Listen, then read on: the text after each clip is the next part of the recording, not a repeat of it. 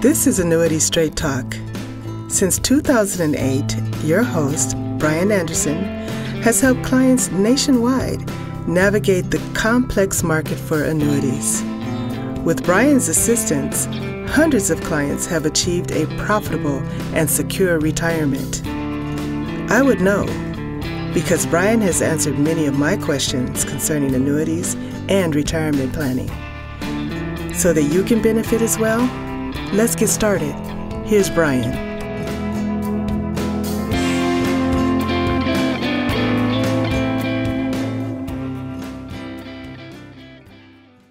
Hello and welcome everyone to the Annuity Straight Talk podcast, episode number 36. My name is Brian Anderson, coming to you from Northwest Montana. Kind of a gray spring day. Spring is coming, summer's coming. We're excited about it. I've got a special guest for us today and a different topic that we haven't touched on, which is it's loosely related to retirement planning. It's a lot of things that people might be interested in, knowing some strategies around it. But from the LegacyTree Foundation, I've got John Frazier. Welcome, John. Hey, thank you, Brian. Good morning. It looks like there's some snow on the ground out there. There's some snow in the hills, yes. Okay, well, you can keep it. And you are in Florida, so good for you. I am in Florida. It's a beautiful 75-degree day here in Palm Beach County, and no complaints. Yes, well, that's what everybody calls. When people call from Florida, they brag about the weather in the wintertime, and so I just make sure I call them in July and tell them how pleasant it is here. Yeah, or during hurricane season down here, whichever works for you. Right? When they're boarding up the windows. Exactly, right. So why don't you tell us a little bit about the LegacyTree Foundation, John? Well, thank you, Brian. Well, LegacyTree Foundation is first and foremost, a 501c3 charitable foundation founded in 1999, based outside Nashville, Tennessee in Brentwood. And, again, first and foremost, we're a charity. Our mission is to provide physical, spiritual, and humanitarian aid to those in need. Basically, we write checks to other charities.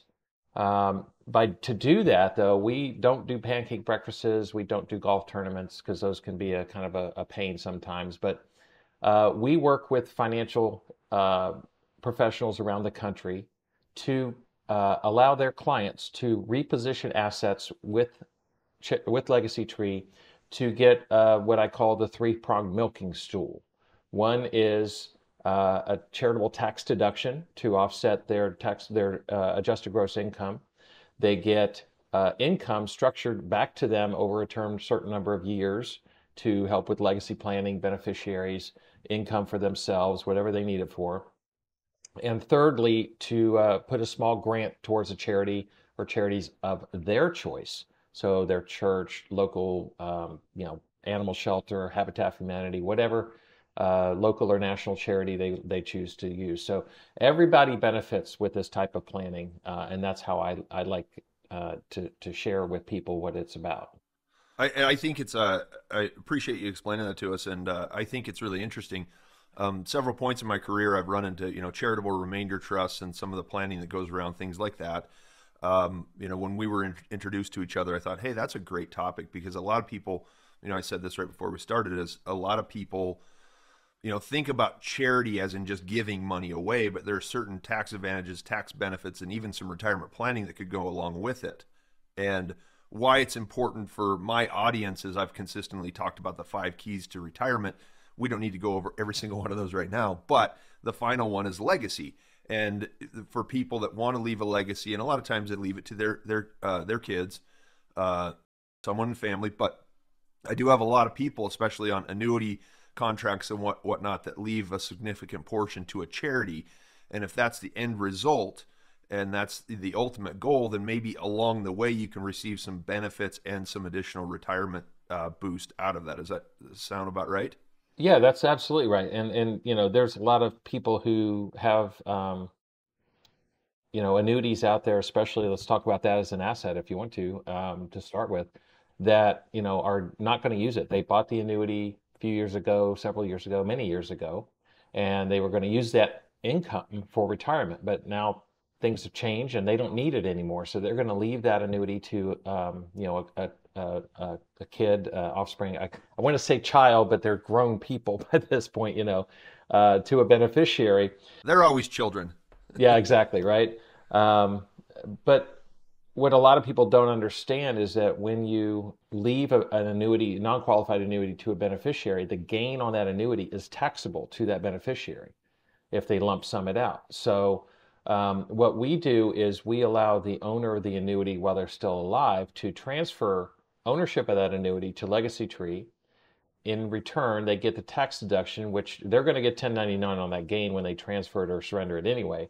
But 9 times out of 10, that tax deduction that we generate is going to cancel out and then some that gain. So they don't leave that tax bomb to their beneficiaries upon their passing. And then the income can be structured more tax advantaged to whoever they want. That can be deferred down the road, paid out for a long period of time. So rather than lump summing that inheritance to their children, we do what we call a structured inheritance, where that payout is paid out over 15, 20, 25 years. So the beneficiary is not getting that large sum of money right up front, because they're probably already getting that from a life insurance policy or something like that, so they don't need more.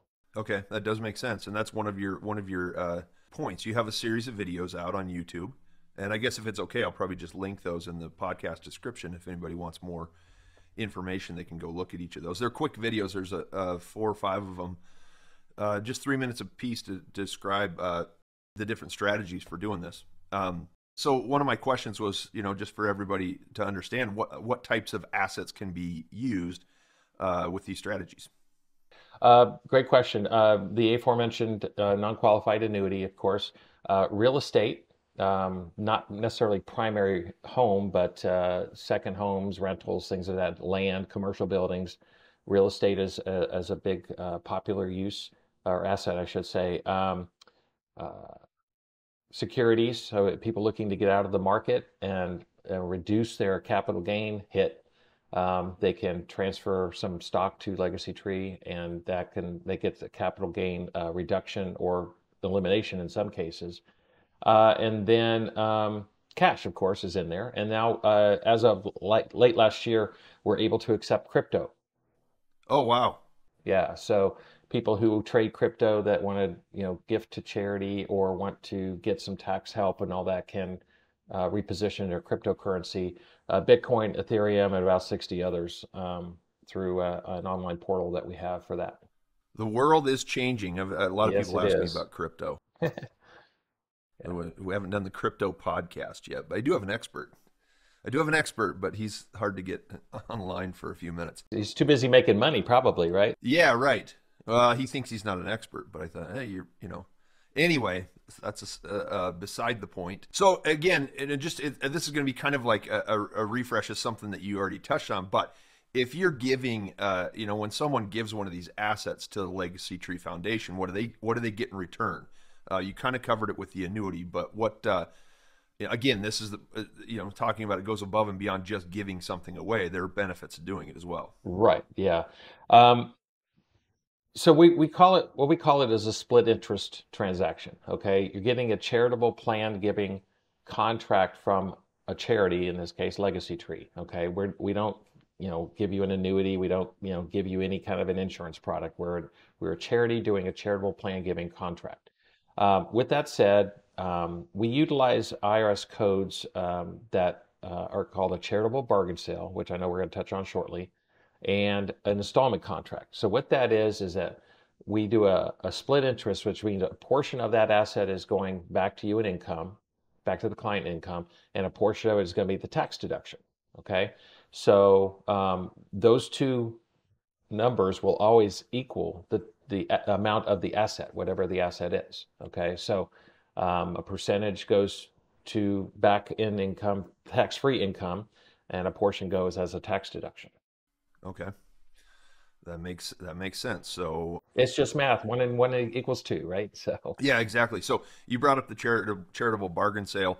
That's kind of next on my list. And this is one of the videos that you guys have out there, but explain that in a little bit more detail. Sure. All the bargain sale is the ability for us to quote unquote purchase the asset from the client at a discount. So let's say you have a $200,000 asset, doesn't matter what it is. We may purchase that asset back from you for say $110,000. Okay. I'm going to put you on the spot here math-wise. What is the tax deduction then if they have a $200,000 asset and a $110,000 bargain sale? Brian. Well, it's because I took lots of notes in the videos, and I feel like I'm a pretty sharp guy. I believe that's a $90,000 tax deduction. 90,000, exactly. So those numbers will vary. So again, it's just simple math. So $110,000 bargain sale value means that $110,000 is going back to the client, the donor, as we call them, as tax-free income. Now, what we do after that with the installment contract is add interest onto that to get it back up over that $200,000 original asset amount. So over the long term, it's going to be payback more than they originally put in, plus the tax benefit and the money they save from the tax deduction makes the value of the legacy plan, more than the original asset was. Okay, so those numbers vary. The bargain sale value and therefore the tax deduction will vary based on the terms of the income. There's a deferral period if they want, or we can pay it immediate. But let's say we do an immediate payout for 20 years, that tax deduction will be lower, therefore the bargain sale value higher than if we deferred it 10 years and paid it out over 20 years. Okay, so it just depends. And of course, we do illustrations to show all that. But those are the variables involved in determining the percentage of asset that's the bargain sale and the tax deduction.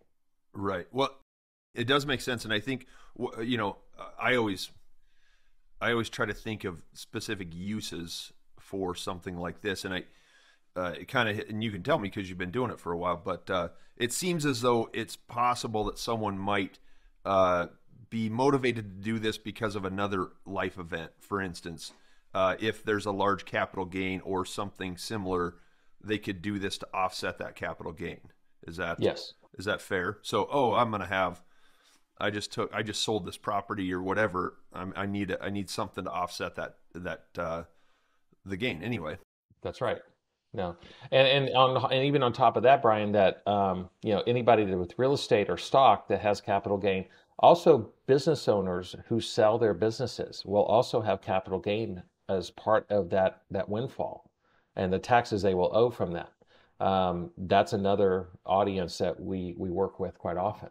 So it's considered a cash plan because they'll have the cash, but they do have the tax issue of capital gain along with ordinary income from that sale of the business. Right. So there's also another one called, and I did a podcast on this one, which is the installment sale. And that's another, tax deferral of capital gains. But how is the installment sale different? In case someone sees both of those podcasts. Are you meaning installment contract or installment? Yeah. So but there's specific differences between the charitable bargain sale and the installment sale. Installment sale, yeah.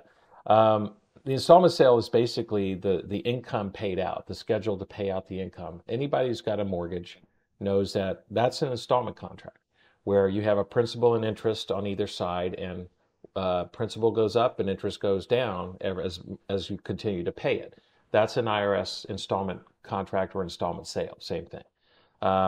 So when we do income, a portion of that income is tax-free, as we discussed with the bargain sale value, but also the interest we add on to that is still taxable interest. So we call the income overall tax-advantaged or tax-favored income, because a portion is tax-free, a portion is taxable interest. So we will, the taxable interest amount will be a little higher in the front end of the contract, and then will go lower with the tax-free going up as the installment contract is paid out over the term number of years. Right.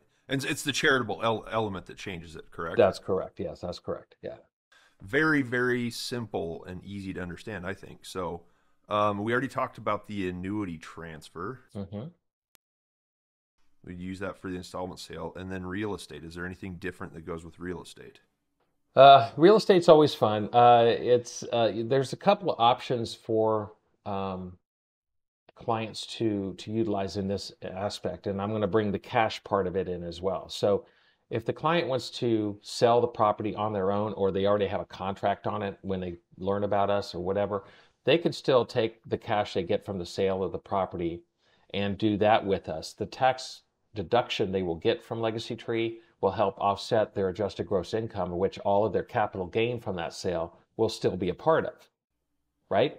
Right. They will have some, some reduction in capital gain kind of indirectly using the cash option. If they want LegacyTree to sell the property on their behalf, our vice president has been doing charitable real estate sale for close to 20 years now. So we will sell the property on behalf of the owner of the property. Okay, we hire the realtor. Constructive receipt, is that correct? Exactly. There you go. We will do all the work for the owner of the property. The owner doesn't deal with the realtor, they deal with us. They have right of refusal or acceptance of any offers. And once it's all done, we'll go to closing. The owner of the property signs it over to LegacyTree. We sign it over to the buyer, and everything's done, and the IRS is all happy. Okay, but we have to come in from the very beginning of the process. There can't be any contracts involved or anything like that, or we can't be involved. Okay. So then they go to the cash plan I mentioned earlier. So but nothing happens with us until the property is sold. And again, that can be second homes, rentals, land, commercial property, anything like that. We don't really always mess with primary residences because the government gives an exemption of $250,000 or $500,000, whether depending on they're single or married, and most people's capital gain is not more than that anyway. So with their primary. Okay. That makes great sense. That was a nutshell explanation, by the way. The nutshell explanation. So we'll link the videos and you go watch them, and you got a nice animation on there. It's pretty good. So yeah, I did those. That's my voice too, by the way. So is it really? Yeah, I did all of it. The writing and everything? Well, yeah, we all wrote it.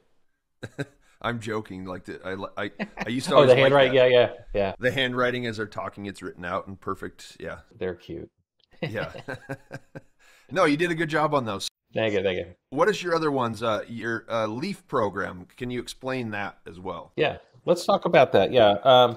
The LEAF is our Legacy Endowment Advised Fund. So if you've ever heard of a donor advised fund, this is our version of that. It is a fixed version of the donor advised fund. Most donor advised funds, or actually all other donor advised funds, you need to be a registered rep and securities license to do it because they're in the market. Okay. Mm-hmm. Ours is not. Ours is fixed, so anybody with an insurance license can sell it and bring it to their client. Basically what it is it's actually a flat out donation at this point. Okay, so you have the example I used earlier of the $200,000, whatever the asset is. They put that to LegacyTree, transfer that to LegacyTree, and we put it into the LEAF. What that means now is that the client can name the fund, the client names the charities that the money will go to in the fund, and the percentages. It needs to be a minimum of 2 charities. So let's say the Red Cross and Salvation Army, they can say 55% to one, 45% to the other. The client has the ability to change the donor, the charities and the percentages every year. What we do is we then do an annual grant in that donor's name to those charities annually, of course, like I said, every year for the next 20 years. So whether the donor is alive or not, that charity will still benefit from the LEAF paying them for the next 20 years or longer if they want. In return, the donor gets a full 100% of the asset amount tax deduction. So the $200,000, they will get a $200,000 tax deduction to use on their 1040 for this year. If they can carry it over, they can. Now, asset-wise, if they utilize real estate or stock or crypto, anything with capital gain, and they do a LEAF, their capital gain is all wiped out because this is considered a full donation to a charity at that point. So it is fully eliminated, any capital gain. And that's a big deal for a lot of people, especially now in the crypto market where more and more is that more of those folks want to do something for charity. They can do that and then put it into a LEAF. Well, and a lot of people hold on to a capital appreciated asset just because they don't want to pay the taxes. That's correct. And as we all know, if we read any kind of financial publication, the tax laws are going to be changing sometime this year. And the administration's already said they're going to do it, and capital gains is one of the primary things that's going to increase. Now, whether it increases to a 40% number or a 25% number for anybody making more than $400,000 a year, that still remains to be seen. But it is going to happen, and it is going to go up because somebody's got to pay for all the stimulus money that's been going out the last few years, right? So, And there's more coming. We all have that to look forward to. more coming, and and you and I are not going to get into a political discussion. We'll just, there's no win in that kind of thing. Even if we agree, there's somebody out there that won't, so we're not going to. Yes, well, that was the podcast a couple of weeks ago was basically it's as close as I ever get to politics and whatnot. But I just said, hey, stop arguing about it, because I mean, honestly, when's the last time you convinced someone that you were right? Exactly. Thank you. Thank you. It's like, I don't think your opinion doesn't matter as much as you think it does, So, including mine and yours, But, the thing of the tax laws is we know it's happening. We don't know when it's going to pass, what's going to be a part of it. A lot has been bannered around, and none of it's good for the citizens of this country. And then whether or not they retro it back to January 1st this year or they start January 1st of next year. There's a lot of unknown. And so a lot of people are kind of waiting to see what happens with that. But with our program, no matter what it is, you're going to get some tax benefits from it. Tax brackets go up every year as well. And if that happens, if they change the tax brackets to 39.6 for anybody at 400K or above, that's going to hurt a lot of folks tax-wise. So charitable planning is a great way to offset that using getting a high level tax deduction to put towards that. So, yeah. And one thing I've learned in the past, and I believe this, you can correct me if I'm wrong, but charities are much more efficient at providing aid to those in need than is any government agency. Yeah. Oh, yeah. Well, the only government agency that I know about that's a charity is the IRS, and they get all the money. So I always tell people, do you want your primary beneficiary to be your family or the IRS? Take your pick. And that's really how we have to look at it these days, Yep, that's I've had that conversation with several people. It's like, well, some people, I already gave my kids enough. It's like, well, do you want the government to get it? Well, no. Well, and that's the thing. A lot of people, and let me touch on that real quick because we haven't really discussed that. But what we're doing here with the income from LegacyTree Foundation is not considered a gift to your kids. It does not apply to the gift tax. None of that is involved with this. This is a charitable plan. So if you leave income to your kids, it is not considered part of the gift tax that you would the 15,000 a year or 1.1 a million lifetime or whatever the number is now. It's not considered a gift. So that's important for a lot of people to know because that does come up. Yeah, no, that's a really good distinction to make. A lot of people think that way. So I've had some clients say, boy, it's such a shame. I'm 70 years old and I've got all this money. That's exactly. I needed it when I was 20. I needed it when I was 30. Right. Welcome to the distribution phase of life. You did good in the accumulation phase. Now yes, you did well. Be grateful. Give it to your kids. That's what some do that. So, well, no, I appreciate again the opportunity. I think it's an interesting, interesting subject. There are a lot of benefits people can get from some charitable planning. And I don't know. Do you have anything else you want to finish with before we call it good today? Well, I'm going to talk about charities for a minute, if that's okay. So, again, we are a charity. We support 6 local charities in and around the Middle Tennessee area that work worldwide. Everything from human trafficking prevention to young women being abused, but we are also a Christian charity. So, we are faith-based. We enjoy that part of it. We want to work with people that are kind of in that space as well. I think the last statistic I saw, 83% of Americans were charitable. Even if it's just giving to their church or giving it to the Salvation Army bucket at Christmas time or whatever, but that counts, right? There are codes in the IRS laws that have been in the books for many, many, many, many years, decades, even some going as far back as 1843 for charitable planning. many people don't know they're out there. And so it's, part of I feel my responsibility as a professional is to educate as many people on what we do as possible. It may not be a fit for everybody, we get that.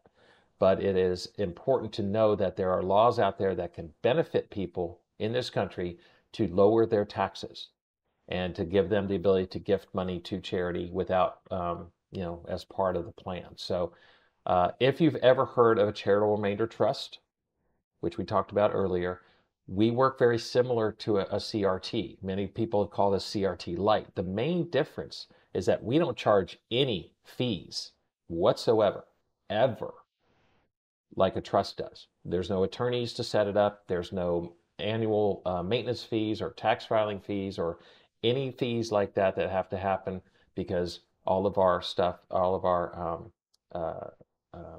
is fixed. Everything we do is in a fixed environment.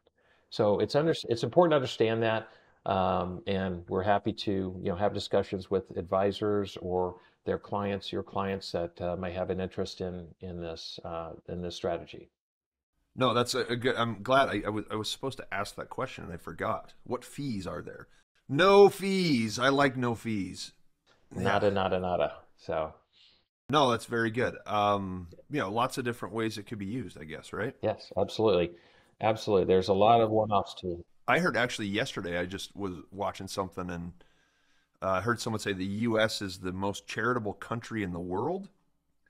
There's some small country that per capita or something like that is more charitable, but as far as big countries go, said it was something like $600 billion annually from the U.S. to charities. And that's gone down over the last few years too. I mean, with COVID and everything, that's gone down. But we're doing our best to bring it back up again. I think I agree with that statement you made, Brian, because I think that, but we're that way because of the larger countries. We're probably the largest democratic country that does that. China, Russia, those folks, they're all not non-democratic. So, population-wise, we're the largest, and we're therefore have the most money probably, and all that. So that's in a democratic state, and we can do what we want to do with our money, and gifting to charity is one of our things. So I'd be interested to know who that smaller country is. I might have to move there someday. I don't know. So might have to look it up. Well, if it's a small country, it could be, a total of $1 million. It might not be a lot of giving. It's just per capita or average. Anyhow. So, well, thank you for joining us today. I appreciate it. Yeah, thanks for having us. If anybody's interested in LegacyTree Foundation from this podcast, get a hold of me. That's correct. We're not going to have a bunch of random people calling you. But if the opportunity is there, it seems like a really good fit case, then we'll get a hold of you, John. Is that how it works? Yes, sir. Absolutely. If they want to do some initial checking us out, our website is LegacyTreeFoundation.org. And you can see the charities we support. But as a charity, there's we have there's laws about solicitation, stuff like that we have to abide by, and we want to do that. So, but yeah, definitely talk to Brian, and we'll all get together and chat, and we'll see if it's a fit for you. Okay, that sounds great. And we'll have your website as well as your videos linked below the podcast. So if anybody wants to go check those out, that's a direct way to get to it. It's right down below on the page. If you want to get in touch with me, you can give me a call at 800-438-5121 or go to AnnuityStraightTalk.com. Any page on the site, top right corner, schedule a call. We can do it. We'll chat about whether this works for you. And if it seems like a really good fit, we'll get a hold of John. So, John, thank you. I appreciate it. Thank you, Brian. Appreciate it back. Okay. You have a wonderful day, and we'll see you next time, guys. Thanks. Bye.